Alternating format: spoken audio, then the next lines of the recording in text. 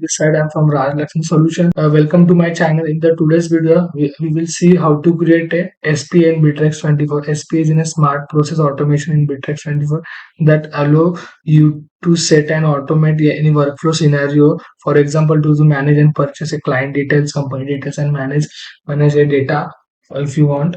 So for that we need to open a CRM for the creation of SPA. Okay, we just click on that CRM. You can find the more option in the right hand side and just click on that more option. You can find the smart process automation. Okay, you can find the smart process automation. Just click on that smart process automation. So you can find the create button in that smart process automation. Just click on that create button. Okay, you can find the initially option. I need to create one SPA, so I just name as a test SPA. Okay, and I just save it.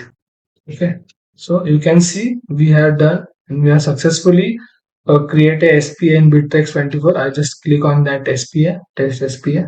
Okay, you can see we have successfully created a SPA in Bitrix24. Thank you for watching this video. If you found this video helpful, don't forget to like, subscribe, and hit the bell icon for more content. Drop your thoughts or question in the comment below, and I will see you in next one. Thank you.